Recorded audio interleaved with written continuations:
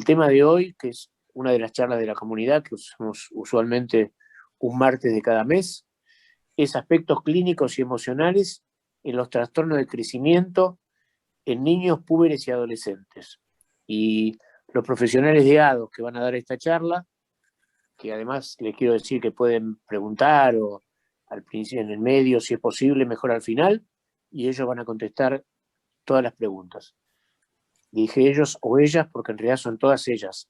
Una es la doctora Ana Kesselman, que es especialista, pediatra especialista en crecimiento y desarrollo, la doctora Gabriela Finkelstein, que es endocrinóloga de ADOS, y la licenciada en psicología Elisa Pedersen, que va a hablar de los aspectos emocionales. Esto lo hemos agregado, digamos, porque nos parece que es muy importante, y más en esta época, siempre damos un poco los elementos clínicos sobre los trastornos de crecimiento y desarrollo, pero esta vez lo pensamos un poco más y agregamos un aspecto que no es que hayamos descuidado, pero que ahora estamos como un poco más desconectados, por lo tanto la presencia de la licenciada Elisa Pedersen va a ayudarnos también porque el impacto emocional es doble. Uno por las cosas de crecimiento y desarrollo que les preocupan, pero otra cosa es, además, que muchas de las cosas que uno haría para el crecimiento y desarrollo, tipo actividad física, etcétera, en este momento no se pueden hacer, lo cual es otro impacto emocional. Por eso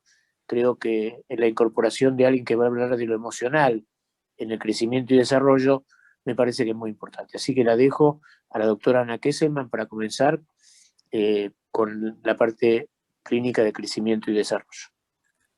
Adelante, Ana. Bueno, primero, buenas tardes, noches a todos. Quería, agradecer a Julio y a todo ADOS por la invitación a participar. La verdad, siempre es un placer participar acá. Estoy tratando de abrir la presentación, que soy media difícil.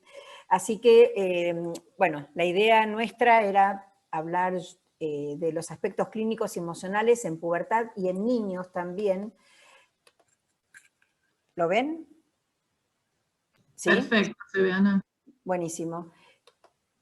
Entonces, yo personalmente voy a hablar de lo que tiene que ver con el crecimiento en los niños. Conceptualmente, sabemos que el crecimiento es un fenómeno biológico muy complejo a través del cual los seres vivos maduran y llegan a su capacidad funcional. Y esto empieza desde la concepción y termina en la pubertad, cuando finaliza la pubertad, cuando los individuos ya completan su maduración biológica. ¿Por qué nos preocupa tanto? ¿Por qué nos importa tanto? El crecimiento es un patrón de salud, es el patrón de salud por excelencia. Un chico que crece bien es un chico sano. Independientemente del peso, si el chico crece, nosotros nos quedamos tranquilos. Por eso, cualquier situación que pueda generar enfermedad, que son muchas, obviamente hablo de enfermedades crónicas, no de una gastroenteritis o una angina o algo agudo, pero cualquier situación puede producir una alteración del crecimiento y, más importante, a veces es el único síntoma o la única manifestación de una patología. Por eso nos parece importante que hay que hacer los diagnósticos adecuados cuando un chico deja de crecer. ¿Por qué? Porque tenemos que buscar el diagnóstico, tratarlos de acuerdo al diagnóstico y aparte hacer el correcto seguimiento. Entonces, como concepto general, sabemos que la estatura de un niño depende de su potencial genético, pero hay un montón de condiciones medioambientales que lo pueden modificar y por eso lo consideramos como el indicador de nutrición y salud de un chico. Entonces, si yo tengo un factor determinante adecuado, que es nuestro código genético, y un factor realizador, que va a ser nuestro esqueleto, que es donde va todo, digamos, normal y adecuado, va a haber un montón de factores permisivos y reguladores que van a hacer que los chicos lleguen a la estatura que necesitan o que les corresponde por su genética. Entonces, el crecimiento normal de los chicos va a depender de su estado de nutrición, obviamente de su genética, también de hormonas. Es muy importante también toda la salud y todo el aspecto psicosocial de los chicos, toda la parte metabólica, y en los niños que están tratados, algún tipo de tratamiento también puede modificar el crecimiento, así que también hay que tenerlo en cuenta. Entonces, sabemos que a un niño, o sea, individualmente, el crecimiento estima el estado de nutrición y salud, y si el chico está cumpliendo su potencial genético, o sea, por un lado nos va a indicar la salud del chico. Un niño que crece bien es un niño sano. Y un niño que tuvimos que darle algún tratamiento, también vamos a monitorear con el crecimiento cómo impacta el tratamiento en esta enfermedad. Por ejemplo, si yo detecto un chico con una enfermedad celíaca y le doy el tratamiento, que es la dieta libre de gluten, lo que vamos a ver es que el chico vuelve a crecer. Si vemos que no crece, aún, a ver, primero hay que pensar que no esté haciendo adecuadamente, no tenga buena adherencia, pero si el chico está haciendo y la familia está haciendo el tratamiento correctamente, nosotros tenemos que seguir buscando porque este chico sigue sin crecer. Y además, a nivel grupal, a nivel social, también es una manera de ver el impacto socioeconómico. Ustedes saben que hay poblaciones como Holanda que ya llegó a su máximo crecimiento, por ejemplo, y nosotros, bueno, esto ya tiene varios años y creo que si ahora se vuelve a evaluar vamos a estar peor. De alguna manera hay pueblos que han perdido estatura por la situación económica y social que se está viviendo. Y les doy dos ejemplos. Fíjense, esta es la curva de crecimiento, ¿sí? Hasta los 19 años en 1838, y en naranja está la curva de crecimiento en 1969.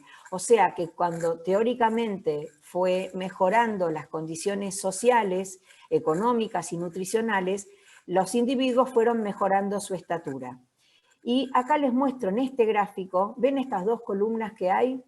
Bueno, esto también son las estaturas desde 1910 a 1950, y fíjense cómo, la gente dejó de crecer en los momentos de la Primera y Segunda Guerra Mundial. Y eso tiene que ver justamente, además de todo lo social y emocional, también la situación socioeconómica. Entonces el crecimiento de alguna manera es un parámetro que a nosotros nos sirve para ver la salud general de un niño y de la población. Nosotros, para ver el crecimiento, obviamente tenemos herramientas que llamamos antropometría básica. Vamos a ver cómo es el peso de un niño, cómo es su estatura, fundamental, cómo crece este niño. Van a ver que se mide el perímetro cefálico y en algunas condiciones podemos llegar a medir también las proporciones corporales. ¿Por qué? Porque obviamente cuando uno ve un chico, el crecimiento es una foto. Cuando yo lo mido es el momento actual, cómo está en ese momento el niño en relación a su peso y estatura. Pero nos sirve muchísimo la velocidad de crecimiento porque esto es como una película. El crecimiento empieza, como les dije, cuando está dentro de la panza el bebé y termina cuando termina la pubertad. Entonces es todo una película, digamos, en la cual nosotros tenemos que seguir controlando a los niños para ver cómo se crece en las diferentes etapas o en los diferentes momentos. Entonces, la primera pregunta que uno se hace es ¿qué es la normalidad? Tenemos que conocer cómo es la normalidad del crecimiento en los niños. Y segundo, ¿por qué un chico puede dejar de crecer? ¿Qué es la normalidad? Primero, nosotros, es un concepto muy importante, los chicos no crecen siempre igual.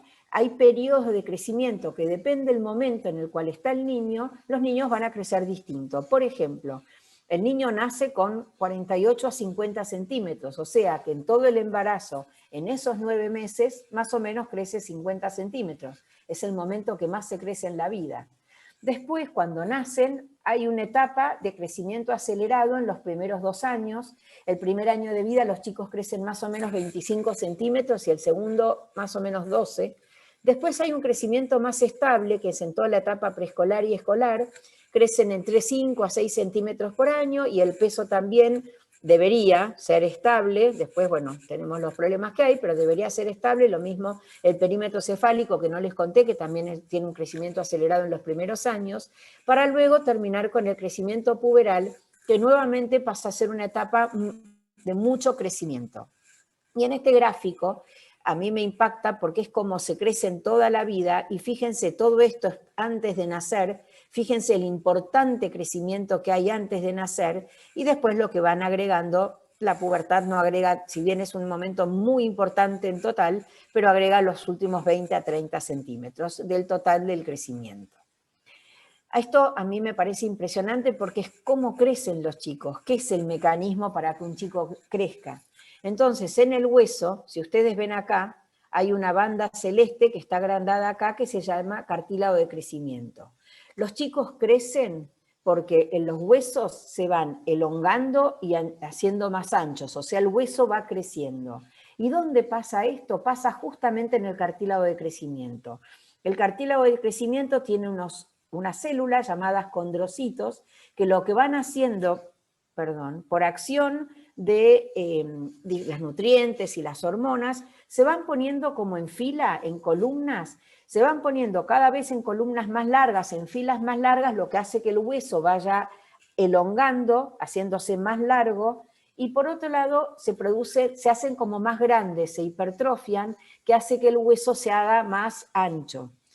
Esto se acompaña aparte de una matriz, como una gelatina que hay, que produce el cartílago y produce otras sustancias que ayudan para que crezca el hueso, hasta que en algún momento, por acción también de nutrientes y de hormonas, se pasa a otras células que llaman osteoclastos que forman el hueso, van a reemplazar al cartílago y ahí los chicos dejan de crecer. La verdad a mí me parece como interesantísimo ver esto, porque todas las sustancias, todo lo que hace que el hueso crezca y que los chicos crezcan, depende y están y trabajan en el cartílago de crecimiento. Entonces, esto de vuelta, esta fotito, de vuelta al cartílago, y acá vamos a ver que toda la nutrición, las señales endocrinológicas, las citoquinas, fluidos, o sea, hay un montón de proteínas, pero todo es ahí en el cartílago de crecimiento. Entonces, yo ya sé cómo crecen los chicos y sé los periodos que tienen, que obviamente por eso es tan importante, el pediatra los tiene que conocer. Entonces me pregunto, ¿por qué puede dejar de crecer un niño? Puede pasar que dejen de crecer por lo que les dije, que puedan fallar cualquiera de estos elementos. La nutrición, las hormonas, alguna proteína de los fluidos, o sea, otras proteínas que están dentro del cartílago de crecimiento. Pero todos estos motivos, que son muchos, son los que producen que un niño deje de crecer. Entonces, lo primero que yo pienso es, yo ya sé cómo crecen los chicos, pero ¿qué es ser bajo? ¿Cuál es el concepto de ser bajo? Hay muchos conceptos y muchas condiciones que nosotros tenemos que saber. Una es los chicos que se encuentran debajo de lo que se llaman percentilos normales, que son estos gráficos que nosotros hacemos para ubicar los niños donde están. Si los niños están en la fila abajo de todo, obviamente van a ser bajos. Pero no es solamente eso. A veces los chicos son no tan bajos, pero son muy bajos en relación a sus padres. Y otro concepto importantísimo es que a veces encontramos chicos con estaturas normales, pero que no crecen bien. Entonces, una inadecuada velocidad de crecimiento por un tiempo sostenido nos tiene que llamar en alerta y ver qué es lo que está pasando con este niño, que por ahí nació totalmente normal, pero no está creciendo bien. Entonces, cuando un chico se desvía de la normalidad, cuando un chico veo que no está creciendo bien, ¿qué es lo que yo tengo que pensar? Lo podemos dividir en grandes grupos conceptuales, porque esto, bueno, es como un concepto para que ustedes tengan. Lo más importante cuando uno ve un chico bajo, que la mayoría de los chicos, fíjense que están alrededor del 80%, son chicos sanos, son chicos normales que no tienen nada. Tienen lo que llaman variantes de la normalidad. O tienen padres normales bajos, por los cuales los chicos también van a ser bajos. Ojo, algunos padres bajos hay que estudiarlos porque no sabemos si les pasa algo y los chicos tienen lo mismo, pero los padres que son sanos, normales y son bajitos, como en mi caso, pueden tener hijos también bajos, o que los chicos sean lentos para madurar y que desarrollen un poco más tardío. O sea, el primer concepto que tiene que quedar es que la mayoría de los chicos son sanos y no les pasa nada. Pero tenemos un grupo de chicos, que más o menos es el 20%, que pueden tener alguna causa ya conocida. Entonces, bueno, obviamente las tenemos que buscar cuando vemos un niño bajo y de acuerdo a eso tratarlas. Y en el medio hay un porcentaje difícil de saber, que es los que todavía no sabemos. Cuando uno no sabe qué pasa con los chicos, se les dice idiopáticos, hasta que encontramos la causa. Y cuando vamos a ver un chico con problemas conocidos, o sea, una baja talla, una talla que es patológica o que algo le está pasando, lo primero que vamos a ver nosotros es si el chico es proporcionado o desproporcionado. Y si es proporcionado, o sea, tiene las piernas igual que los miembros, por eso a veces hay que medir las proporciones corporales, saber si nació antes de tiempo, si nació chiquitito, o si el problema lo tuvo después de haber nacido, que son problemas prenatales o postnatales, como la mayoría de los problemas generales, como la enfermedad celíaca, tener un problema en la función del riñón o del hígado, algunas alteraciones hormonales como falta de hormona de crecimiento, el hipotiroidismo, o sea, vamos buscando las causas. Y como les dije antes, las variantes de la normalidad, que por suerte son la mayoría, van a ser por chicos con talla baja familiar, padres bajos que tienen hijos bajos, o niños que tienen retardos de crecimiento por maduración lenta, niñas que van a menstruar más tarde o varones que van a pegar el estirón más tarde también en la pubertad, de lo cual va a hablar ahora la doctora Finkelstein. Entonces, ¿qué hago? O sea, encuentro un chico así, lo estoy mirando, ¿qué es lo que tenemos que hacer? Nosotros somos repreguntones y van a ver que siempre empezamos a preguntarles a ustedes cómo nació, si nació de término, si el embarazo fue normal, con qué peso, estatura, perímetro cefálico nació, qué pasa con su nutrición, si hay enfermedades previas. Le pedimos, nosotros los endocrinólogos, le vamos a pedir a los pediatras las medidas anteriores para ver cómo venía creciendo este niño antes de conocerlo, ver qué pasó con su pubertad. A los padres también los intentamos pesar y medir en vivo cuando se puede. ¿Qué pasa con la pubertad? Si hay antecedentes de enfermedades en la familia, si hay consanguinidad en la familia, la etnia, por ejemplo. Entonces vamos así averiguando qué pasa en la parte emocional de los chicos. Son todas preguntas que nosotros les vamos haciendo. Y lo más importante es que también hay que hacer un examen físico completo, los medimos, los pesamos, le vamos a medir perímetro cefálico, vamos a evaluarlo si es necesario medir las proporciones corporales y vamos a ver cómo crecen. Y para eso es muy útil graficarlos. Hay gráficos de crecimiento que nosotros vamos haciendo los puntitos y vamos viendo cómo crecen. Y obviamente el examen físico completo, incluyendo los estadios de pubertad. Acá les muestro dos gráficos, por ejemplo, fíjense este chico que uno lo fue graficando, y acá aparece, ven que de la rayita que es número 75 está llegando al 50. Entonces ven que es muy útil y muy gráfico ver esto. Y lo mismo esta niña, que es una niña celíaca, empezó con la dieta, acá creció de estar debajo de la primera rayita, pasó a la primera rayita, que es el percentilo 3. Bueno, esa niña después se puso hipotiroidea y lo que vemos, fíjense, que es lo que dio el impacto de los tratamientos, cuando le damos la medicación adecuada, empieza a crecer y llega a la talla genética que le corresponde porque tiene papás altos. Entonces, ¿cuáles son los consejos? ¿Cuál es la mirada insistente nuestro en pediatría? Que los chicos tengan una alimentación adecuada, que tengan un descanso adecuado, que hagan ejercicio. Obviamente uno se tiene que ayornar a épocas, bueno, nunca pensábamos que íbamos a vivir una pandemia, pero bueno, ayornarse en este momento y buscar la vuelta para que de alguna manera hagan algún tipo de ejercicio.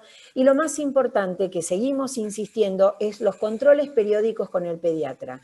Los niños no solamente tienen que ir al pediatra cuando se enferman, sino tienen que ir a los controles adecuados, adaptados de acuerdo a la edad, para ver cómo crecen, cómo aumentan de peso, el examen físico. El pediatra va a saber, de acuerdo a la edad del chico, saber si está creciendo o no adecuadamente. Entonces, es fundamental que todos vayan al pediatra en los controles que le corresponde, además de los momentos que tienen algún problema agudo, como una faringitis, otitis, etc.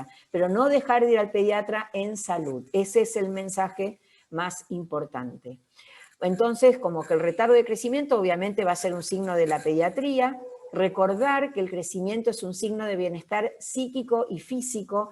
Es muy importante también la parte emocional de los chicos. Entonces, cómo están, digamos, si hay situaciones en la familia, digamos, que generen que un chico pueda llegar a dejar de crecer. Esto siempre tiene que estar en nuestra mente. Y saber que a veces es el único signo de una enfermedad crónica, por lo que tenemos que estar atentos y por eso medirlos permanentemente. Y nosotros, chicos, no solamente los que son bajos, sino también los que no crecen adecuadamente. Y lo más importante con nosotros es trabajar en equipo. Con ustedes, con los padres, van a estar el pediatra, va a estar la nutricionista si es necesario, todo tipo de especialistas, acá puse los endocrinólogos porque, bueno, en este caso yo soy endocrinóloga, van a estar, si es necesario, los genetistas, o sea, nosotros queremos trabajar en equipo, porque en equipo va a ser la mirada como más amplia, digamos, para buscar, si es necesario, alguna patología, y con esto lo que buscamos es que los niños lleguen a ser adultos sanos y todo este trabajo de transición hasta que pasan a los adultos. Les quería agradecer muchísimo por su atención.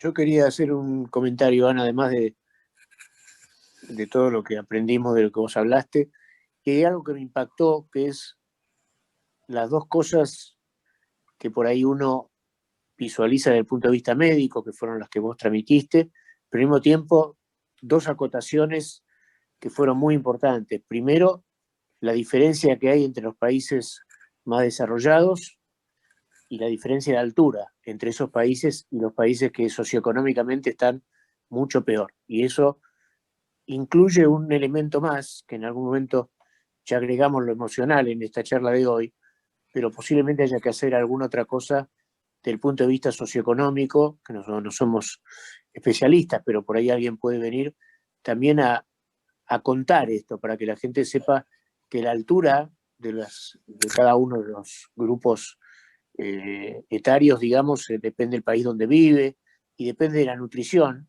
Y está ahí Florencia como nutricionista, que también es comer, tener una alimentación que sea realmente influya en forma positiva en el crecimiento, digamos, que eso también influye, además de toda la situación social y económica. Y yo creo que ese es un aspecto que, así como agregamos lo emocional, o vamos a hacer una charla sobre todo lo demás, sobre la cosa socioeconómica, o vamos a agregar y prolongar un poco más la charla. Te agradezco porque yo aprendí muchísimo. Hay muchas cosas que uno no sabe, pero me parece que fue una llamada de atención a todos, a los pediatras, a los padres, etcétera, para tener en cuenta cuáles son los múltiples elementos detectables, digamos, para poder determinar que los chicos tengan un crecimiento adecuado y un desarrollo adecuado. Yo te agradezco mucho, Ana. ¿Puedo hacer un comentario ahora o lo dejamos para el Sí, final? no, no, dale, dale. No, a ver, nosotros en pediatría siempre, obviamente, graficamos y siempre se usaron, gracias a Dios tenemos gráficos nacionales y obviamente nosotros no nos podemos graficar en una gráfica de un holandés porque estamos en el horno, la verdad, porque son terriblemente altos.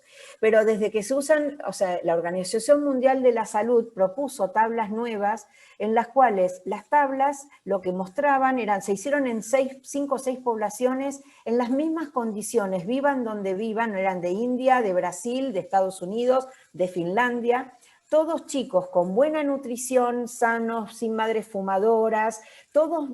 A ver, el concepto de ellos es que si tienen donde vivan la misma condición de nutrición y social, deberían crecer igual. Entonces, cuando se comparó nuestra población con los datos nuevos de la OMS, nuestros pacientes son más bajos todavía. O sea, eso muestra el impacto que en realidad tenemos más chicos bajos y más gorditos, ¿sí? Que eso no significa estar sano, en relación a lo ideal, que es lo que propone la OMS. Así que eso fue de alguna manera mostrar, bueno, Flor puede hablar de años de esto, del impacto que tiene que ver, digamos, cuando uno busca lo mejor, las mejores condiciones que en las que un chico puede estar.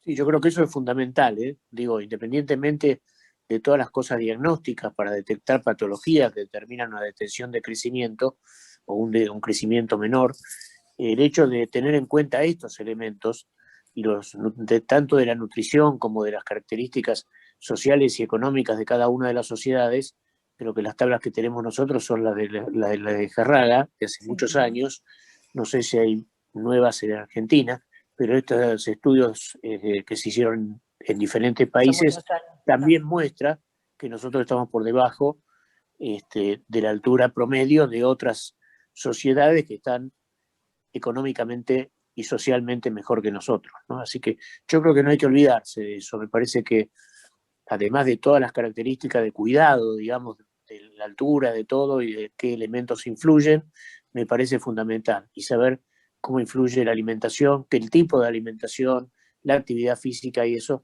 me parece muy importante, además de la cosa socioeconómica.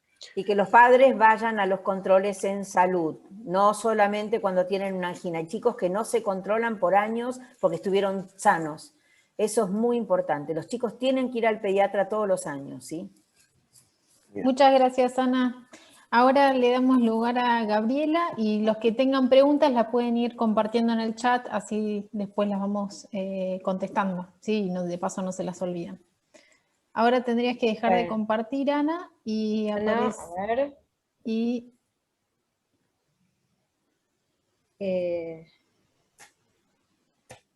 a ver. Sí, Gaby. Bueno, primero saludo. Buenas tardes.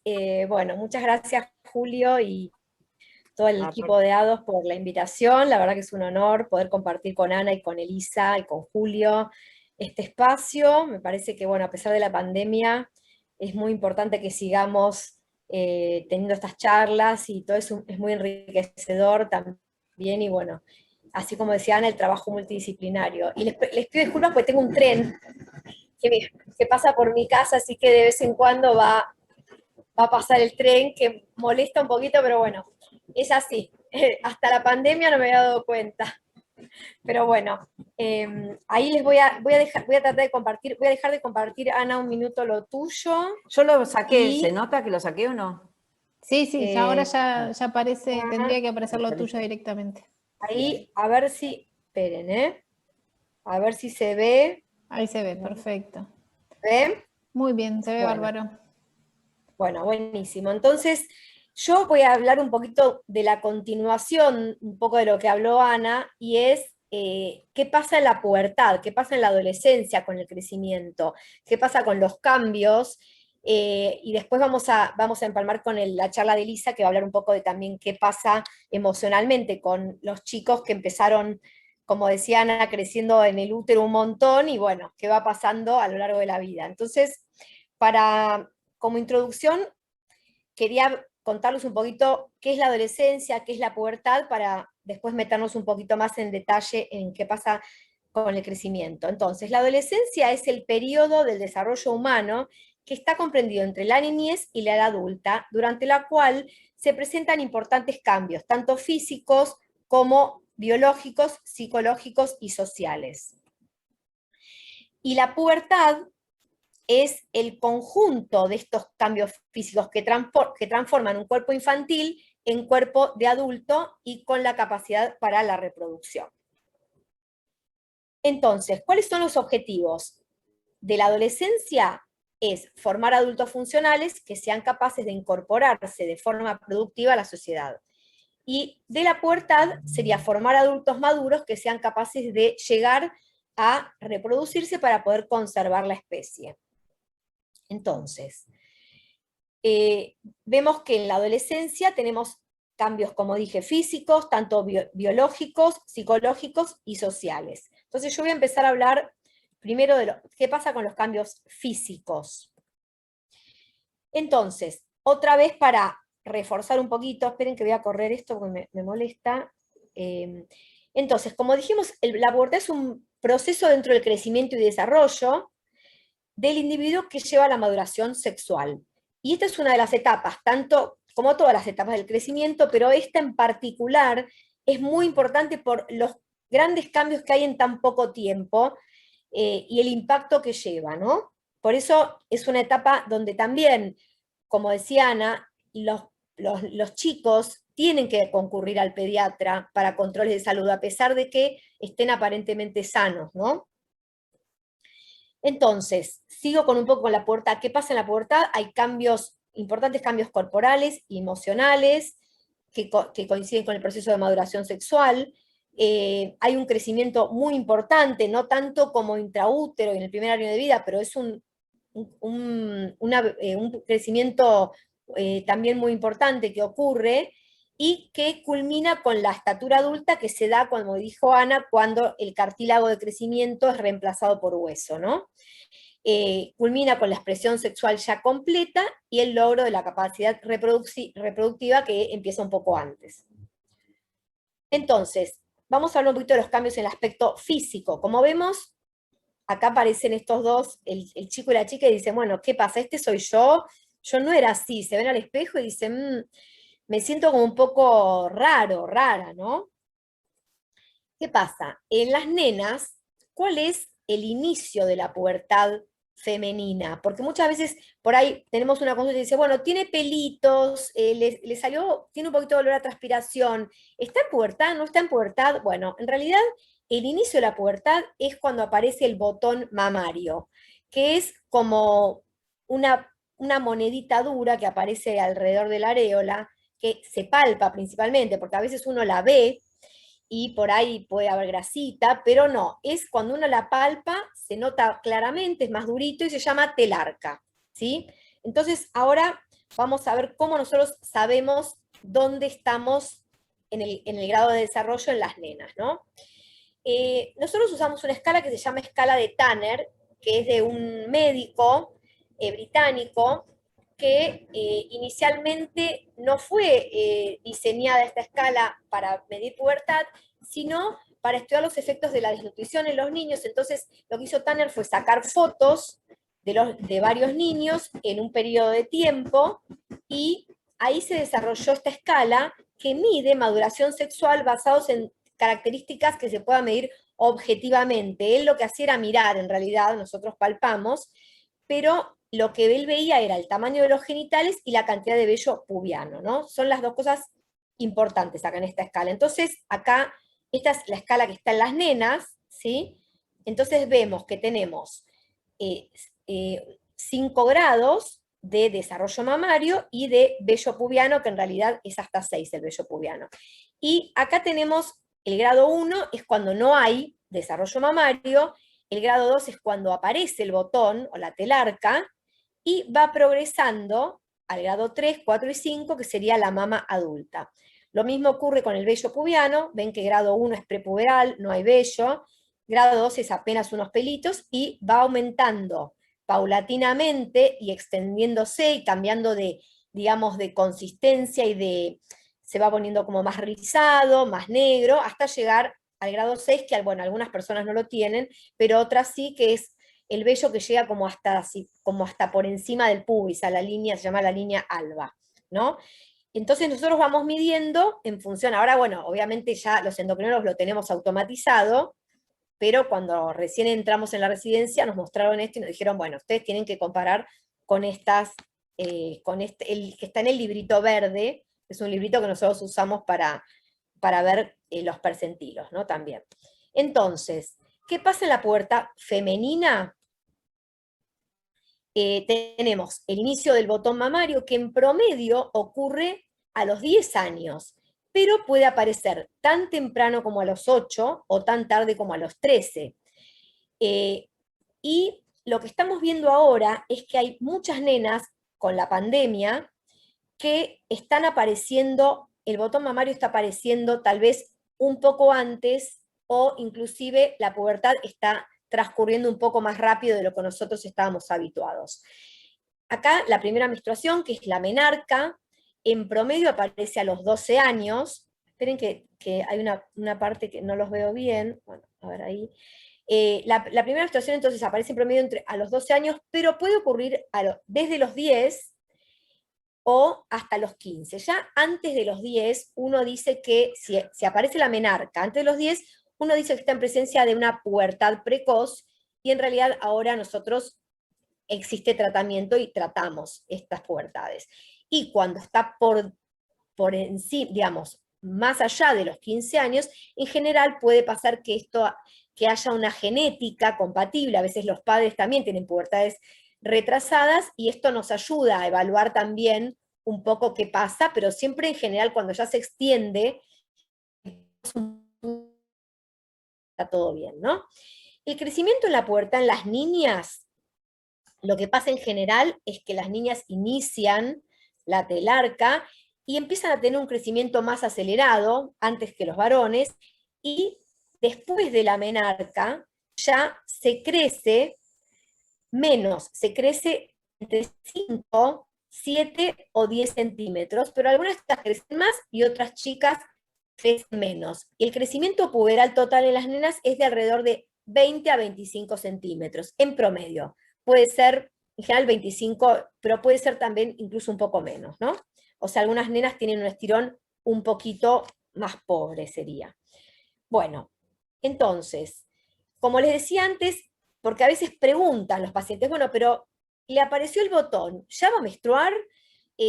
¿Cuándo tengo que esperar que le venga? Bueno, eso en realidad es variable. En general, uno dice que entre el botón y la primera menstruación transcurren aproximadamente 2 años. Pero como les contaba, lo que nos pasó un poco en pandemia, que no se sabe bien a ciencia cierta por qué es, pero se cree que hay varios factores, entre ellos el encierro, el confinamiento, las pantallas, el sedentarismo, la falta de actividad física, el estrés psicológico por lo que estamos viviendo. O sea, es multifactorial y todavía no hay muchos estudios bien diseñados que nos puedan decir realmente cuáles son los factores más importantes, pero estamos viendo que a veces que esto se está cortando muchas veces este periodo, perdón, el tren. Entonces, muchas veces, por ahí una niña empieza el botón y la madre dice, la pubertad está yendo muy rápido, y uno tiene que estar atento, por eso son muy importantes los controles pediátricos, para poder detectar si realmente esto está ocurriendo, porque a veces en vez de 2 años, por ahí entre el botón y la menarca pasa menos tiempo, ¿no? Entonces, entre el botón mamario y el estirón puberal en general pasa 1 año, pero muchas veces también puede pasar menos tiempo, y entre el botón mamario y la mama adulta en promedio son alrededor de 4 años, 4 años y medio, ¿sí? Esto para tener como una referencia, pero bueno, hay variabilidad. ¿Qué pasa con el varón? El inicio de la pubertad en el varón tampoco es el vello, tampoco es el olor a la transpiración, es el aumento del volumen testicular. Y eso lo ven los pediatras y los endocrinólogos. Nosotros tenemos, a ver, un aparatito, que lo llamamos orquidómetro, collar, le decimos a veces a los chicos, que mide el volumen de los testículos. Nosotros lo que hacemos es palpar el testículo y lo retraemos un poquito la piel y lo ponemos cerca de este collarcito. Entonces, nosotros lo que vamos viendo es que a medida que aumentan los números, el volumen, uno dice que la pubertad va transcurriendo. Entre el número 1, 2 y 3 son volúmenes de chicos prepuberales, o sea que no empezaron en pubertad, no empezaron la pubertad. Cuando se produce el cambio entre el 3 y el 4, o sea, ya el volumen 4, ya indica que el paciente inició pubertad. Más allá de que tenga vello, que no tenga vello, que tenga la transpiración, que no tenga la transpiración. Y en general, el crecimiento de los varones, el aumento de la velocidad de crecimiento de los varones es más tardío. No ocurre al inicio como pasa con las nenas, ¿sí? Entonces, acá vemos este gráfico en los varones. Entonces lo que vemos es que el grado 1 es los chicos prepuberales, el grado 2, en realidad acá sí sería aumento del tamaño testicular, hay cambios en el escroto se hace como más laxo, más finita la piel, todavía no hay crecimiento del pene, a veces crece el testículo y el pene todavía no creció, entonces por ahí los chicos te dicen, bueno, o los padres, le crece el testículo, pero el pene no le creció. Bueno, eso es un poquito más tardío y después va creciendo tanto en tamaño como en diámetro. ¿Sí? Esto va acompañado de aumento del vello pubiano, pero bueno, hay chicos que tienen más vello y otros tienen menos vello. Por eso, como concepto, lo que tienen que quedarse ustedes, que eso igual se lo va a decir el pediatra o el endocrinólogo, es que el cambio entre la prepubertad y la pubertad es cuando aumenta el tamaño testicular, el aumento del tamaño testicular. ¿Qué pasa en el varón? Un poco las características puberales. ¿Cuándo aparece este aumento del tamaño testicular en promedio? En promedio aparece más o menos a los 11 años, pero también puede ser que hay chicos que aparece antes, tan temprano como a los 9 y tan tarde como a los 14. Muchas veces, como les decían las nenas, los padres tienen antecedentes, te dicen, yo era igual, yo no crecía, todos eran re altos, yo era repetizo y de golpe pegué el estirón mucho más tardíamente y después me equiparé con mis amigos. Muchas veces esto es genéticamente se hereda y es bastante fuerte, sobre todo con los padres, ¿sí? Pero con las madres también. Entonces, cuando hay un antecedente de un chico que pasa esto, es muy importante, como decía Ana, preguntar, ¿usted a qué edad tuvo el desarrollo puberal? ¿A qué edad cambió la voz? ¿A qué edad pegó el estirón? ¿A qué edad se empezó a afeitar? Y los padres en general que fueron tardíos se acuerdan muy bien, ¿sí? Porque a veces psicológicamente esto genera mucho estrés, el ver que tus amigos están mucho más altos, más desarrollados, y uno está chiquitito, flacucho, ¿no? Pero bueno, hay que hablar mucho y tener mucha paciencia porque hay que reforzar el concepto de normalidad, de que en realidad son sanos, pero bueno, cada uno llega a su tiempo, ¿no? Bueno, el estirón de la pubertad acá ocurre más tardíamente, no como en las nenas, que es casi cuando inicia las mamas, ya empieza los estrógenos hacen que junto con la hormona de crecimiento se produzca un aumento de la velocidad de crecimiento. Acá es más tardío y es cuando el volumen testicular, por eso nosotros medimos, en general es entre 12 y 14, 12 y 15 mililitros, no 14, 15. Y esto ocurre más o menos a los 14 años. Pero bueno, dependiendo del inicio de la pubertad, esto puede ser también más tardío, ¿no? Y el crecimiento en la pubertad de los varones es mayor en general, y ahora les voy a contar por qué. Tienen más suerte ellos que nosotros, pero primero les quiero contar que a veces en este periodo aparece un botón mamario también, que se llama ginecomastia, y coincide con la pubertad, con el inicio de la pubertad. ¿Y esto por qué ocurre? Porque al principio hay un desbalance entre las hormonas femeninas y las masculinas. Todos tenemos de las dos, pero a veces hasta que aumenta la testosterona, hay como un desbalance entre estrógeno y progesterona, que es estrógeno y testosterona, que es fisiológico. Entonces aparece el botón. Muchas veces es un poco más que un botón y también genera preocupación, vergüenza, los chicos no se quieren sacar la remera, más a veces en chicos gorditos que no quieren ir a la pileta, y bueno, eso también hay que hablarlo mucho porque también genera mucha angustia muchas veces. En la pubertad en general es fisiológico, pero a veces es importante, y bueno, y hay que ver si en algunos casos muy esporádicos, por ahí es quirúrgico, pero se difiere un poco la cirugía para ver cuando ya la pubertad está más avanzada, porque a ver qué pasa, a ver si por ahí desaparece. Pero esto es totalmente normal y aparece en 3 periodos de la vida. Puede aparecer al nacimiento, en la pubertad y la ginecomastia del viejito, cuando ya no tiene más hormona, no tiene más testosterona, no tiene poca, también puede aparecer, ¿sí? Así que bueno, entonces, siguiendo con esto es un gráfico que es del doctor Lejarraga, que es el que diseñó también, es un médico especialista en crecimiento y desarrollo, donde estudió las nenas argentinas y se vio más o menos en promedio cuando aparece, ¿sí?, la telarca, como dijimos, alrededor de los 10 años, el inicio en varones del aumento del volumen testicular, que aparece alrededor de los 11 años, y la menarca en promedio 12 años y medio, ¿sí? Con variabilidad, por supuesto, ¿sí? Y extremos. Entonces, acá les voy a contar qué pasa, qué cambios vemos, además de los que les conté. Entonces, las gónadas y los caracteres sexuales secundarios cambian, crecen, maduran, también cambia el esqueleto, hay cambios en el cuerpo, hay cambios hormonales, aumentan los niveles de hormona, aumenta la masa ósea, o sea, se adquiere masa ósea durante la pubertad y la maduración psíquica, ¿sí?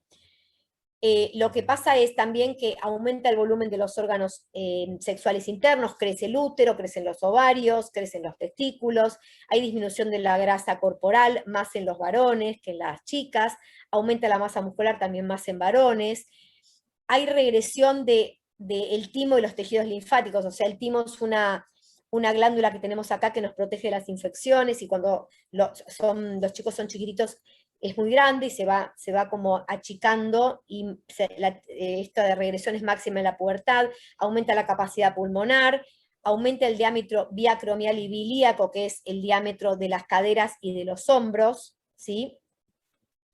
Y les voy a contar un poquito qué pasa con la masa muscular y la masa grasa.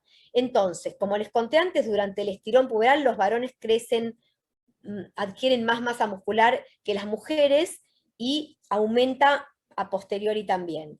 también pierden más masa grasa que las mujeres, o sea, van a ver que la mujer gana un poquito de grasita en las caderas, el varón no tanto, y también el varón incrementa su fuerza muscular, que comienza a adquirirse al completarse el estirón puberal, que ocurre más o menos a los 14 años.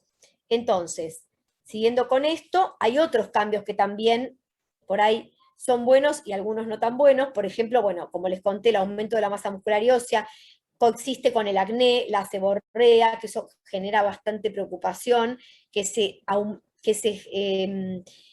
incrementa con estos cambios que el adolescente por ahí no sabe un poco qué está pasando, y encima que tiene acné, se ve horrible, le pasa, psíquicamente le pasa de todo, la pasa mal. El aumento del vello corporal, en varones sobre todo, pero en las nenas también, como que empiezan, bueno, ¿cuándo me puedo depilar? Tiene muchos pelos en las piernas, ¿me puedo hacer la depilación definitiva? Todas estas preguntas son preguntas que surgen en la consulta. Después está los cambios en los rasgos faciales, que sobre todo en varones se vuelven como más cuadrado el mentón, que esto es más tardío, los cambios en la voz y los cambios de humor que se ven tanto, como sabrán, en varones como en niñas, ¿sí?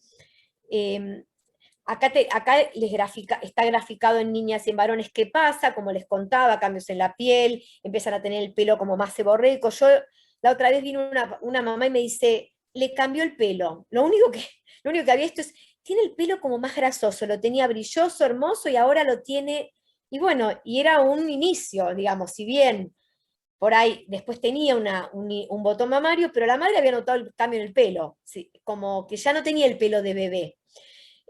Acá vemos el desarrollo de los senos, el vello pubiano, aumento del tejido adiposo, sobre todo en muslos y caderas, pasa en las niñas. Acá también el vello pubiano, el desarrollo del pene, los chicos empiezan a crecer mucho y aumentan mucho de peso, porque bueno, crecen los huesos, crecen los músculos, ¿sí? ¿Qué pasa con el empuje puberal? Entonces, como les conté, en las chicas el empuje puberal, en las nenas, es más precoz, es previo a la menstruación, previo a la menarca. En los varones es más tardío, ¿sí? Entonces, el empuje puberal, ¿qué es? La definición es que es una aceleración, o sea, es el pico máximo de velocidad de crecimiento, seguida de una desaceleración del crecimiento esquelético en la mayoría de los órganos, ¿sí? Y de la mayoría de los órganos. O sea, no solo, digamos, crece el hueso, pero también tiene que estar acompañado del crecimiento del hígado, del pulmón, de los otros órganos internos, ¿no? Para acompañar este crecimiento tan importante.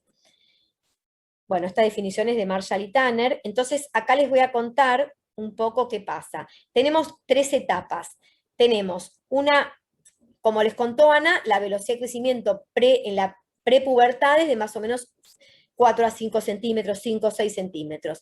¿Qué pasa cuando, antes del estirón, que es ¿sí? El pico de velocidad máxima, puede haber una depresión, que se llama depresión peripuberal?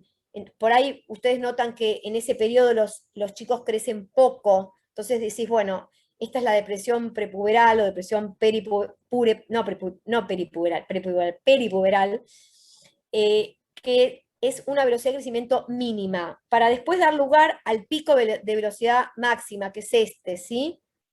Que ahora les voy a contar un poco qué pasa en las chicas y en los chicos, la diferencia, para después llegar a una desaceleración o cese de crecimiento hasta que se fusionan las epífisis y desaparecen los cartílagos. Ya nosotros en la placa de mano vemos los cartílagos como rayitas negras, que después cuando ven una placa de mano adulta, ya no se ven más esas rayitas, se ve todo el hueso continuo. Es que desapareció el cartílago de crecimiento y fue reemplazado por hueso, ¿sí?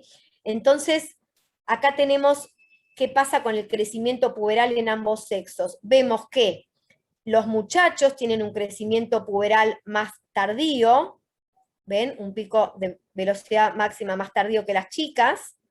Acá tenemos la talla de las muchachas, y acá tenemos la velocidad máxima de las muchachas. Entonces, ¿por qué pasa esto? Pasa por lo siguiente, porque el estirón, como dijimos, se lo dije creo que 20 veces, pero es más temprano en las niñas. ¿Y a qué se debe la diferencia de estatura entre las mujeres y los varones? Primero porque El varón, como dijimos, el pico de velocidad de crecimiento es más tardío, o sea que los varones crecen más tiempo, ¿sí? El crecimiento prepuberal es más prolongado, por lo menos 2 años más, y además el estirón es de mayor amplitud, es de 2,5 centímetros más en promedio, por lo cual la diferencia entre la estatura de los varones con la de las niñas es de 12 centímetros y medio. En general, obviamente hay variaciones, ¿no? Pero también depende un poco de si el estirón es mayor o menor, pero esto en promedio explica un poco la diferencia entre la estatura de los varones y de las mujeres. Entonces, como les conté, ¿cuándo termina de crecer un individuo? ¿Cuál es el final del desarrollo? Cuando desaparecen los cartílagos de crecimiento, la velocidad de crecimiento es nula, ya en la pubertad la velocidad de crecimiento es muy, muy elevada, y ya cuando ya es de 1 centímetro por año o menos, ya quiere decir que estamos cercanos al final del crecimiento, ¿sí? Y cuando hay fusión progresiva de las diáfisis y las epífisis, que es cuando el cartílago, como les contaba, es reemplazado por hueso, ¿sí? Entonces, ahora vamos a hablar un poco de qué pasa cuando no pasa lo que uno espera, que es que a la edad que les comenté, aparezca la pubertad. ¿Qué pasa cuando la pubertad se retrasa? Como dijimos, la pubertad en los chicos es volumen testicular, y en las niñas con la telarca, que es el botón mamario. Cuando ya el aumento del volumen testicular va más allá de los 14 años, decimos que es un retardo puberal. O sea que es la ausencia de cualquier signo puberal, el aumento del tamaño testicular en el varón y el botón mamario en la niña, en un sujeto a la edad que ya el 97% de sus pares ha iniciado la pubertad, ¿sí? Ese sería la pubertad retrasada. Como dijimos, hay una genética muy fuerte, es hereditario muchas veces, se ve en familias, y en general uno estudia, pero son chicos normales, ¿sí? Que después hacen una pubertad normal. La detención de la pubertad es cuando empieza la pubertad, pero por más de 2 años se detiene. Y eso sí hay que estar atentos, porque puede ser un signo de que hay algo que no está bien. ¿Sí? A veces hay algunos casos de hipogonadismo, que es cuando digamos, no funcionan bien las hormonas en el hipotálamo y la hipófisis, donde por ahí empieza la pubertad, pero se detiene. Y eso es un signo de alarma, que hay que estudiarlo. Y lo mismo, el desarrollo puberal incompleto es cuando transcurren más de 5 años entre el inicio del desarrollo y el desarrollo sexual completo de la menarca. También hay que tener muy en cuenta qué ocurre en los trastornos de la conducta alimentaria. A veces hay chicas que bajan mucho de peso, inician botón mamario, la pubertad se detiene, uno pregunta qué pasó, y bueno, y por ahí se encuentra con que hay una actitud muy restrictiva con respecto a la comida, o bajaron mucho de peso, por eso hay que estar muy atentos, ¿sí? Pero bueno, estas son cosas así que también pueden ocurrir, y para abrir un poquito los ojos. Entonces, ¿qué pasa ahora? Ya vimos los cambios físicos, ¿qué pasa con los cambios biológicos? ¿Qué pasa adentro? ¿Qué pasa con las hormonas? El inicio de la pubertad pasa cuando el eje hipotálamo-hipófiso gonadal, que es que está compuesto por el hipotálamo con sus hormonas, la hipófisis, que ahora les voy a contar, que está en un lugar, digamos, óseo, que se denomina silla turca, ¿sí? Que está en el hueso temporal. Acá es donde empieza todo. El gonadostato, que es digamos, el que se encarga de decir, bueno, ahora es el momento de iniciar pubertad, se despierta y empieza a producir una hormona que se llama hormona liberadora de gonadotrofinas, que está en el hipotálamo, digamos, está en el hipotálamo, y esas hormonas van a la hipófisis, o sea, acá, bueno, me adelanté. El hipotálamo entonces produce la hormona liberadora de gonadotrofinas, que impacta en la hipófisis, estimula la producción de hormonas gonadotróficas que son la LH, hormona luteinizante, y la FSH, que es la hormona folículo estimulante. Estas dos hormonas van en la niña al ovario, o en la mujer, van al ovario, y estimulan la producción de estrógeno y progesterona, que son las encargadas de todo lo que les conté antes, y en el testículo, en el varón, la LH y la FSH son las encargadas de estimular la producción, sobre todo la LH, de testosterona, que es la hormona que es la encargada de producir los caracteres sexuales, ¿sí? Y entre otras cosas. Entonces, estas hormonas van a sangre, ¿sí? Y se distribuyen, van al ovario, ¿sí? En la mujer, y al testículo en el varón, donde hay receptores, y producen las hormonas que les conté. Entonces, eso es lo que pasa a nivel biológico. ¿Qué pasa a nivel biológico? Como les dijimos, bueno, son muchos cambios en muy poco tiempo, y uno está como, los chicos están como incómodos con sus cambios, están como todo el tiempo mirándose al espejo, ¿qué está pasando? Bueno, ahora que están con el tema de las selfies, están todo el tiempo sacándose selfies, viendo a ver qué pasa, si tienen un grano, si les cambió algo. Su nueva imagen a veces cuesta aceptarla porque es como que no se reconocen, cambian también su forma de pensar y de ser, ya no aceptan fácilmente lo que dicen los adultos, no se sienten comprendidos, hay una nueva identidad mediante los cambios psicológicos y emocionales, y muchas veces son contradictorios porque quieren crecer, pero bueno, quieren y no quieren, se angustian, y más, por ejemplo, si hay chicos, por ejemplo, que por ahí no crecen tan bien, o algunos crecen de más, realmente es un momento muy difícil. Ya después Elisa creo que va a ampliar al respecto. Entonces, acá, esperen porque no puedo, esperen, no sé si puedo, acá. ¿Y qué pasa con los cambios sociales? Tienen una necesidad de aceptación social por su grupo de amigos, y eso es muy importante, y en la pandemia lo que pasó es muy grave, porque no pudieron, en esta edad es muy importante que ellos tengan contacto con sus pares, y no pudieron lograrlo, no pudieron hacerlo, entonces eso genera mucha angustia, por no poder verse, no poder estar como confinados, y no poder compartir estos momentos con ellos, que son como lo más importante que tienen en este momento, ¿no? Buscan un núcleo de pertenencia, buscan el apoyo afectivo, la aceptación en los amigos, como aliados para enfrentarse al resto del mundo, y también, de acuerdo, la autoestima va un poco en relación a la aceptación social. Si, qué sé yo, todos los amigos lo aceptan, él, bueno, se va a aceptar. Si los amigos le hacen bullying o no, o por ahí lo ven muy bajo, muy alto, bueno, esto les va a generar mucha angustia y preocupación, ¿sí?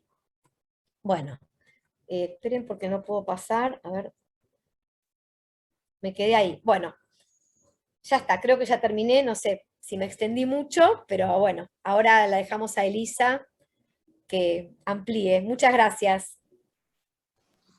Muchas gracias, Gaby, muy buena tu presentación. Yo quería decir una sola cosa, Flor. Hay una gran variabilidad, digamos, en el desarrollo, y lo que Gaby demostró es la gran cantidad de variaciones normales que hay, que son muchas más que las variaciones que no son normales, lo cual implica dos cosas. Por un importante la consulta con el pediatra y con el especialista para determinar cuáles cosas son normales o no, y yo creo que hay un temor, que seguramente ahora Elisa va a desarrollar, de los chicos y de los padres, y muchas veces de los padres más que de los chicos, y transmitida a los chicos, de que hay algo que no está bien.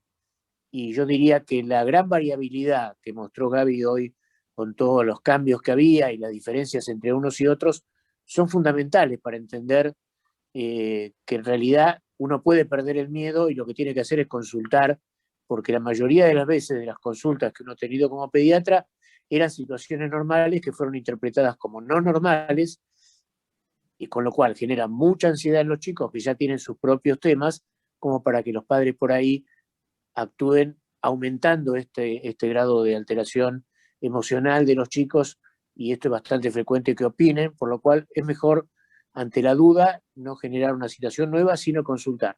Y creo que lo de Gaby sirvió para mostrar cuánta variabilidad hay en el crecimiento y en el desarrollo de los chicos. Nada más, quería Ahora está Elisa, no sé, Flor. Sí, ahora le toca a Elisa. Bueno, espero que sigan todos ahí atentos. Esta ya es la última parte. Y creo que, bueno, la más emocionante ahora. La que va a abarcar los aspectos emocionales de los chicos, ¿no? Que un poco es fundamental para todo esto. Así que podemos si obviar compartir... el horario de los trenes, podemos obviar, ¿eh? Perdón, pero... No, ni se escucha. La próxima charla no la vamos a organizar en horario de tren. Las No, cosas ni que uno se escucha. descubre trabajando desde casa, ¿no? Tal cual. Y bueno, la próxima me mudo, Julio. Me voy a la casa de... No, estuvo bárbaro, ni se escucha. Mudanza. Vamos a ayudar. Elisa, adelante. Bueno, sigo un poco yo. Gracias a todos por estar, gracias a la Fundación por la invitación. Siempre nos gusta compartir. La verdad es que muchas cosas de las que yo voy a decir, con mucha alegría digo que ya las escuché de los profesionales que tenemos en la Fundación, y eso es genial, y algo que va a aparecer capaz al final de del PowerPoint que hice, lo quiero decir ahora: el trabajo en equipo siempre es mucho más efectivo y siempre es mucho mejor. El paciente se siente mucho más contenido, y en particular el adolescente siente que a sus profesionales, a todos los profesionales les importan todos los aspectos de su persona.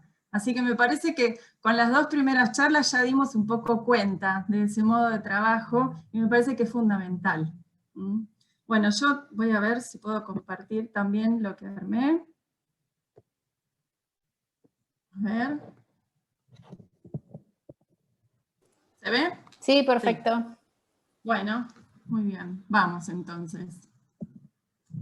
Bueno, un poco si hablamos de los componentes emocionales, tenemos que diferenciar los que son causa de trastornos de crecimiento.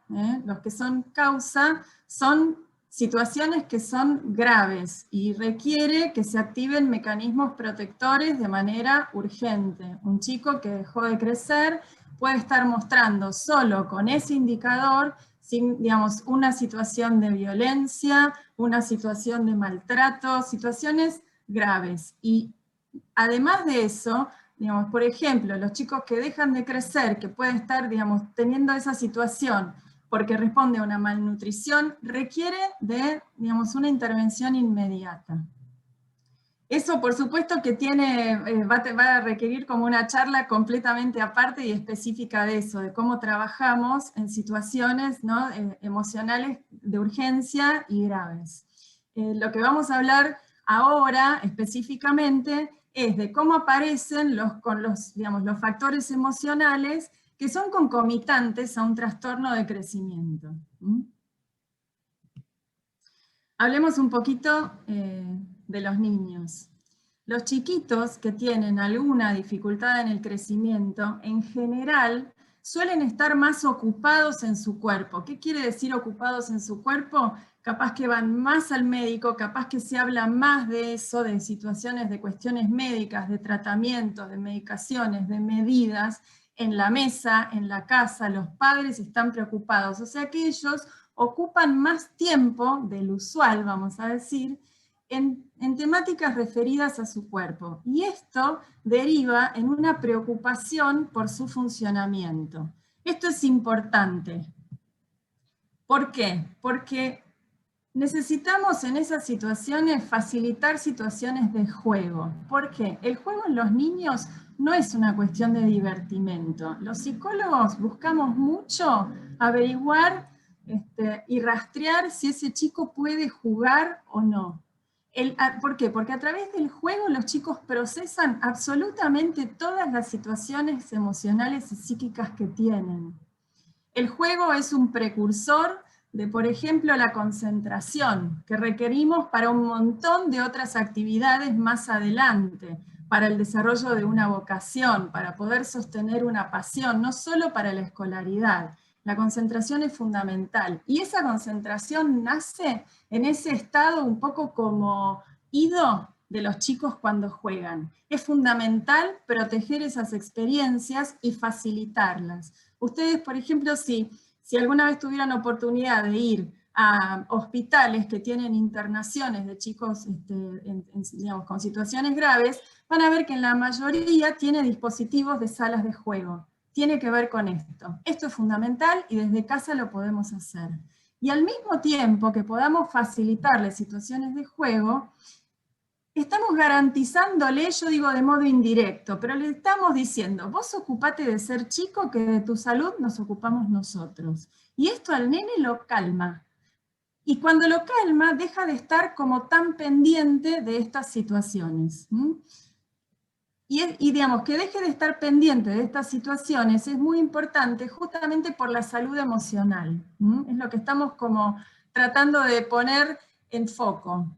¿Qué es lo que tenemos que proteger si hay un chico que tiene que, digamos, sortear algunas dificultades en relación a su crecimiento? Cuando nos preocupamos un poquito. Cuando hay excesiva irritabilidad, la irritabilidad es uno de los primeros signos de estados de ánimo decaídos en los niños. Es fundamental prestar atención. Cuando se enoja mucho, cuando no tolera que algo no salga como él quiere o que algo no le salga. Cuando hay llanto muy frecuente. Por supuesto que hay chicos que lloran más que otros. Lo que se trata es de ver la frecuencia en relación a cómo venía siendo. Si se dispara, hay algo que puede estar pasando.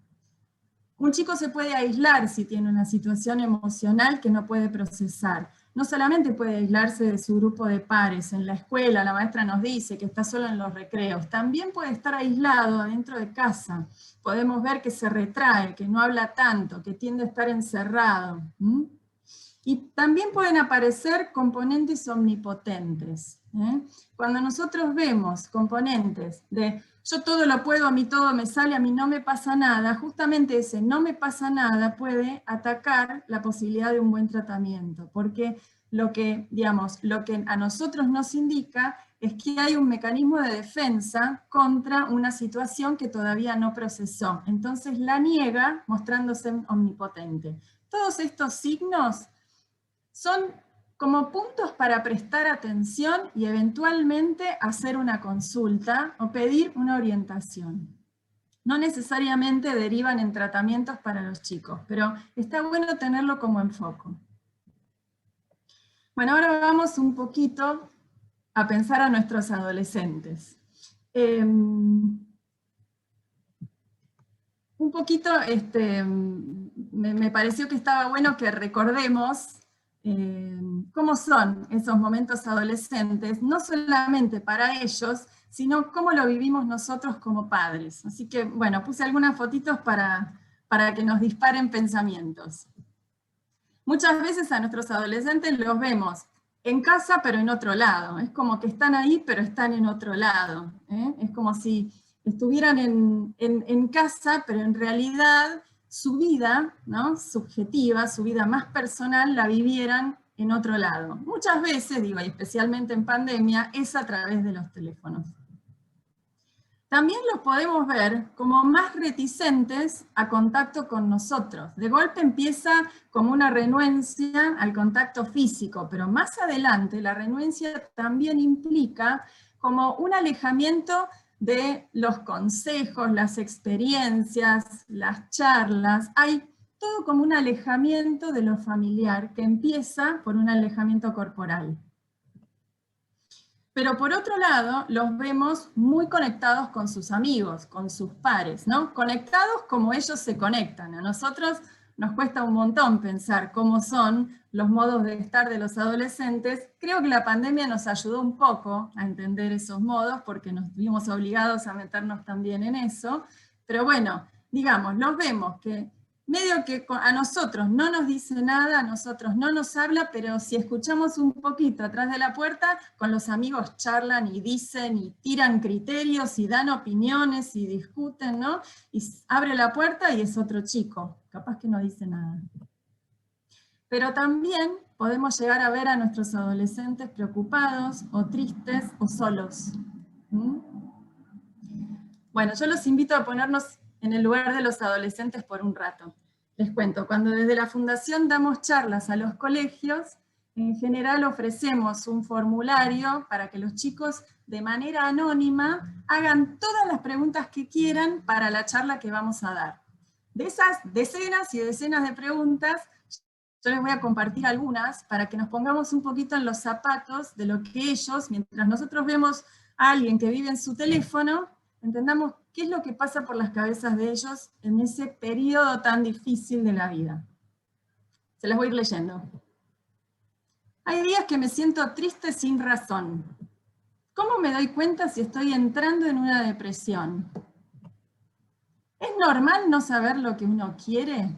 Les recuerdo, estas son preguntas que hacen los chicos del secundario actuales. ¿Por qué estoy ansiosa o me enojo fácil? ¿Es normal chocarte con todo? ¿Es normal ser como bipolar a nuestra edad? ¿Por qué me peleo con mi familia? ¿Por qué me surgen preguntas tan existenciales? ¿Por qué me angustian?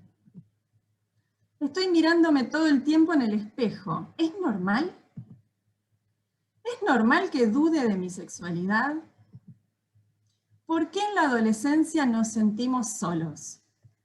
Bueno, fíjense que en este pequeño muestrario de las preguntas que ellos hicieron, aparecen un montón de cosas.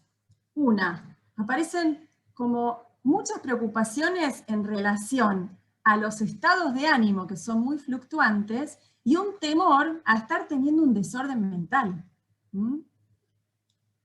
Por otro lado, se sienten como desorientados en referencia a su identidad, a quiénes son.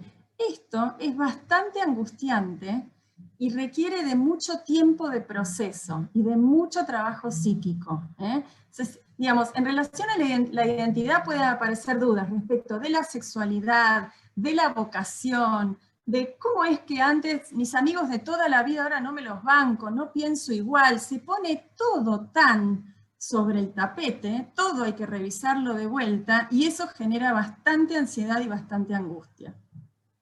También aparecen preocupaciones respecto del cuerpo, un cuerpo que no responde. Esto de que por qué me choco con todo, tiene que ver con que el crecimiento puberal, como decían Gabriela y Ana, es bastante abrupto. Y entonces el esquema corporal, psíquico, tarda en reacomodarse a ese nuevo cuerpo. Mientras tanto, aparece esa torpeza. Por ejemplo, las personas, digamos, las mujeres que han sido mamás saben que esa torpeza también aparece en el embarazo, porque no calculamos las nuevas medidas del cuerpo. Esto requiere de un trabajo psíquico que nosotros llamamos trabajo de lo puberal. Ese cuerpo se siente como extraño, es muy nuevo, entonces no es raro que estén horas mirándose al espejo tratando de reconocerse. Ahora, hay otra palabra que apareció un montón, que fue, es normal. Tienen una gran preocupación por saber si lo que les pasa es normal. ¿Les pasa a todos o yo tengo un gran problema? Una cosita más es cierta preocupación. Nosotros vemos que ellos están bárbaros dentro de casa sin hablarnos, pero a ellos les preocupa sentirse alejados de lo familiar. No es que es algo tan conscientemente armado al principio. Y no entienden por qué ya no se entienden con sus padres. Los papás tampoco entienden por qué ya no están tan conectados con sus hijos. Esto es fuente de sufrimiento a veces. Bueno, entonces, si nosotros tenemos un cuerpo que de vuelta hay que inscribir psíquicamente, en el momento de la pubertad vamos a tener un montón de energía psíquica que está disponible para hacer ese trabajo y no disponible para otras cosas. Con lo cual, la edad del pavo a veces es eso, es el chico que está como en babia, colgado en la nada, porque no tiene más disponibilidad psíquica para estar conectado. Y necesitan de esos momentos de desconexión muchas veces al día. Ahora, si esto sucede en una pubertad más o menos, ¿no?, usual, normal, como dirían las doctoras, imagínense si aparece algún factor que confirma la fantasía de anormalidad. el adolescente se puede angustiar muchísimo. Entonces puede aparecer, bueno, una angustia enorme, mucha ansiedad, digamos. La ansiedad muchas veces en los adolescentes aparece con formas motoras, se comen las uñas, se chasquean, se mueven, a veces se lastiman, se chupan el brazo, hacen un montón de cosas que tienen que ver con movimientos motores repetitivos, que dan cuenta de una ansiedad muy alta. Conductas de hipercontrol, a veces son conductas más obsesivizantes, de tener que hacer cosas. Eso implica una energía psíquica que está rebotando por algo que no se procesa. Eso también nos tiene que llamar un poquito a reflexionar, si nuestro adolescente necesita algún tipo de acompañamiento o no.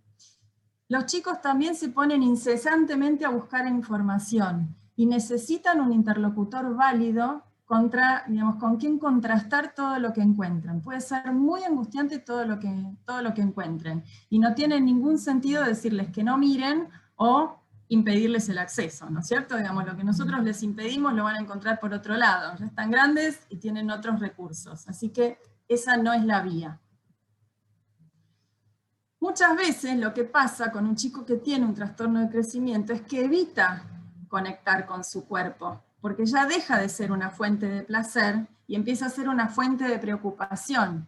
Entonces, no vemos que haya exploraciones que son fundamentales en la adolescencia. Las exploraciones en relación al cuerpo implica que se está apropiando de ese cuerpo, está diciendo es mío, si yo me lo tiño con un mechón azul, el pelo es mío, los aros, los piercings, los tatuajes.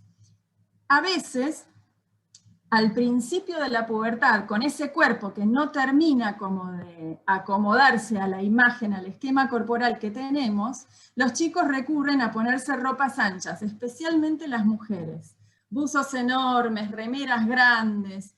Eso al principio es esperable.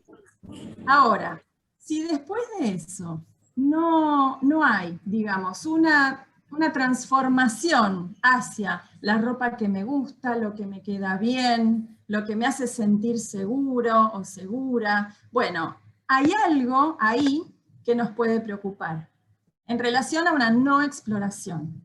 Otro punto es que pueda no haber exploración en relación a lo erótico. No solamente que, por ejemplo, huyen de la mirada del otro, porque se sienten en desventaja, sienten que el otro está grande, está lindo, no sé qué, y él sigue siendo un chiquitín. O al revés, se siente como muy desfasado respecto de sus compañeros porque creció de golpe. No solamente en relación a los otros, sino en relación a una exploración propia, por ejemplo, a la masturbación. Y la masturbación es fundamental en la adolescencia, requiere, digamos, de momentos de conexión con el cuerpo, de búsqueda de placer y de ir inscribiendo esas sensaciones que son completamente nuevas para todos los chicos. Pueden aparecer trastornos de la conducta alimentaria como consecuencia de algún trastorno de crecimiento. En general, los trastornos de la conducta alimentaria casi siempre a nivel emocional tienen una base relacionada con el deseo de crecer. Y a veces implica cierta fantasía de control sobre cuándo crezco y cuándo no. Entonces, puede aparecer como idea de control en un trastorno de crecimiento. Por ejemplo, yo tenía una paciente que suponía que ella controlaba si crecía o no. Y no tenía nada que ver con lo que a ella le pasaba que hacía que no crecía, que era biológico. Ahora, también puede ser que un trastorno de la conducta alimentaria sea la causa de la detención del crecimiento. Y que aparezca a partir de este signo, de que no crece. De que, bueno, a veces la menstruación se suspende también, pero nos enteramos un poco después. Acá también pasa algo que es muy importante, que es la relación con el grupo de pares. En la adolescencia es fundamental sentirse parte de un grupo. ¿Por qué? Porque los chicos se están como deshaciendo de las figuras familiares. No es que las descarta y las tira a la basura, pero las deja un poquito ahí al costado para ver qué toma y qué no.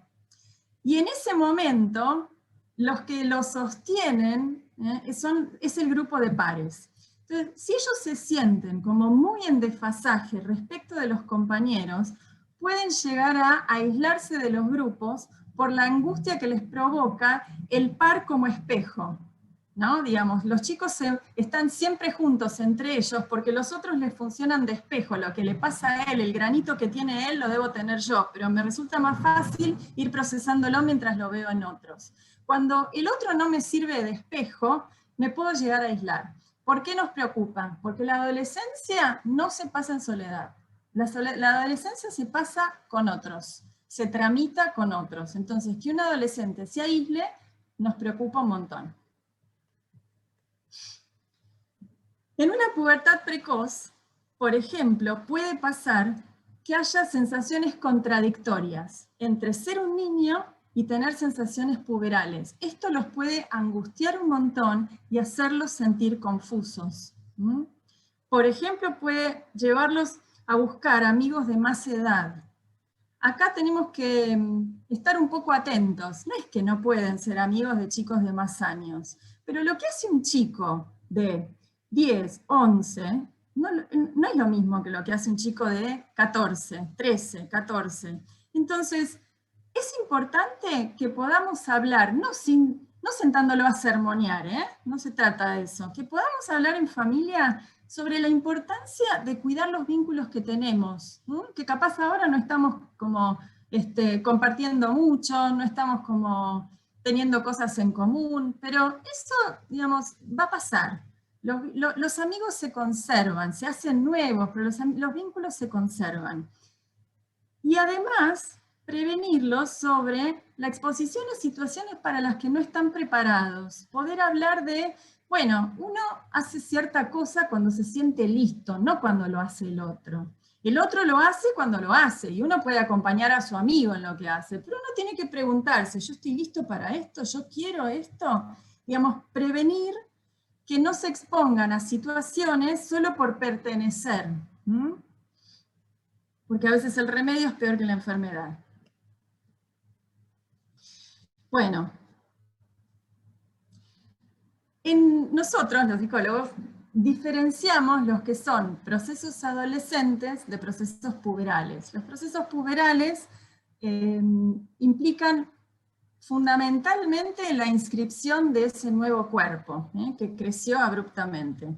Los procesos adolescentes apuntan más a la salida al mundo exterior, a desentenderse un poco de lo familiar y conquistar el afuera.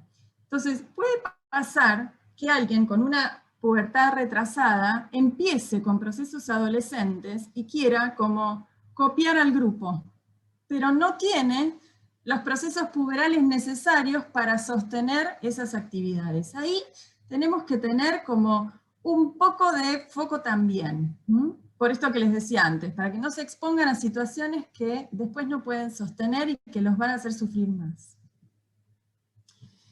Un trastorno de crecimiento puede complicar mucho la autoestima. Se pueden empezar a sentir que están en completa desventaja hasta llegar a solamente ver aquello que no funciona bien. Digo, estamos, ¿no?, hablando como de dos polos, pero hay que estar atentos a eso, porque el adolescente puede empezar a sentir eso en todas las áreas de la vida, y eso complica mucho la construcción de un proyecto de vida, que es lo que va sucediendo hacia, digamos, en una adolescencia ya llegando hacia, bueno, una adolescencia tardía, vamos a decir. No me animo a hablar de adultos jóvenes porque no sé a qué edad se convierten en adultos jóvenes. Está como un poco cambiado eso últimamente. Pero la idea de un proyecto de vida tiene que ver con que en algún momento el adolescente puede empezar a pensar en su futuro, en qué quiere ser, en cómo quiere ser él, en qué le gusta, qué cosas no acepta, algunos criterios que son propios. Bueno, todo eso puede verse detenido si el adolescente siente que en él nada anda bien. Ahora vamos a, como siempre digo, pensar en niños y pensar en adolescentes hace que sea imposible no pensar en los padres. No hay manera, no están disociados, va todo junto. Así que, ¿qué necesitan? los adolescentes de, perdón, estaba mirando la hora, los adolescentes de nosotros. Vamos a pensar un poco eso. Yo les digo, necesitan acompañamiento y necesitan intimidad. Eso es un lío. Es muy difícil como poder mezclar esas dos necesidades de ellos. Para poder acompañarlos bien, tenemos que pensar mucho cómo nos sentimos nosotros con los adolescentes. No es solamente lo que a ellos les pasa. Eso, por supuesto, que nos ayuda a comprenderlos para acompañarlos mejor. Pero la adolescencia es algo que le sucede a toda la familia, no solo al adolescente. Así que también nos toca pensar cómo nos sentimos como papás de un adolescente. Bueno, yo pongo esta foto porque en la consulta en general aparecen estas sensaciones de no tengo idea, no sé cómo acercarme, no sé qué le pasa. Están preocupados, pero además los papás también estamos desorientados a veces. Y muchas veces cuando quieren acercarse, lo que obtienen es como irritación, no quieren escuchar, ¿no? Entonces también nos tenemos que poner a pensar qué es lo que imaginamos por acompañar a un adolescente. Pongo esas fotitos y a continuación les comparto muchas cosas que comparten conmigo papás de adolescentes. Para ellos acompañar es compartir tiempo, escucharlos, aconsejarlos, estar con ellos, preguntarles, hablar, saber qué hacen. Y esto es un asunto, porque nosotros sabemos acompañar como lo fuimos aprendiendo como papás, y lo fuimos aprendiendo con ellos como niños. Y la realidad es que en la adolescencia necesitan otras cosas, así que nos tenemos que preguntar si ese lugar activo, yo digo lugar activo, porque el padre ayuda a aprender a caminar, da de comer, lee un libro, lleva a la escuela, tiene un lugar absolutamente activo y protagónico en la vida de un niño. Tenemos que preguntarnos si esto es así en la adolescencia. Porque nosotros también tenemos que aprender a ser padres de un adolescente. Bueno, pongo esta fotito porque en general cuando uno quiere conectar con un niño se pone a su altura para ver las cosas desde su perspectiva, ¿no? Y me parece que eso es lo que nos ayuda a construir el cómo acompañar en cada momento. Yo puse como algunas cuestiones más generales, específicamente relacionadas a trastornos del crecimiento. Pero bueno, después pueden preguntar lo que vaya surgiendo. Para poder construir ese cómo acompañarlos, tenemos que tener muy en claro qué cosas nos preocupa de lo que le pasa, qué nos asusta. No es lo mismo que algo nos preocupe a que algo nos asuste, nos atemorice, nos dé terror, nos angustie. ¿Y qué situaciones sentimos que no sabemos abordar? Muchas veces la ansiedad de los adultos respecto del crecimiento incrementa mucho la ansiedad de los púberes. Es como si estuviéramos sumándole nuestra preocupación. Esa preocupación es absolutamente genuina, no quiere decir que no nos tiene que pasar, lo que quiere decir es que le tenemos que dar un cauce.